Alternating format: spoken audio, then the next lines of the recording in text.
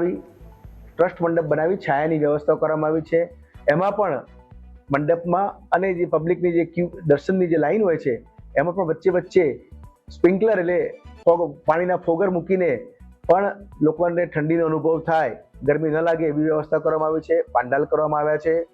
આ સિવાય વચ્ચે વચ્ચે વોટર કુલર ઠંડા પાણીના પણ મૂકવામાં આવે છે।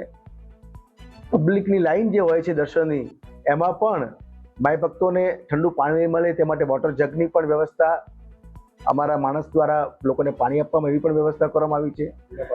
ઠંડા પાણીની પરબો પણ ચાલુ કરવામાં આવી છે અને માય ભક્તોને બપોરના ટાઈમે છાશથી ગરમીમાં રાહત થાય તે માટે પૌષ્ટિક પીણું મળી રહે તે માટે શીતલ છાશ બટર મિલ્ક મળી રહે એવી વ્યવસ્થા પણ મંદિર ટ્રસ્ટ દ્વારા કરવામાં આવેલી છે। તો માતાજીનું જે ટ્રસ્ટ છે અને અહીંયાના જે લોકો છે જે સેવા પૂરી પાડે છે એ સેવાની વાત જ શું કરવી।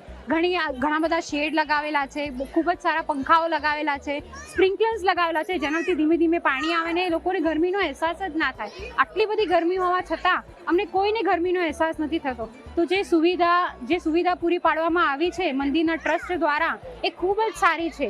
જેટલા બી ભક્તજનો આવે છે બધા ખૂબ જ શાંતિથી દર્શન કરે છે। મંદિરની અંદર પણ તમે જાઓ તો તમને બિલકુલ પણ ગરમીનો અહેસાસ નહીં થાય। ખૂબ જ સારા પંખાઓ, એસી, એટલી બધી સુવિધાઓ આપી છે, પાણીની પરબ અને પણ ઠંડુ પાણી આવી ગરમીમાં।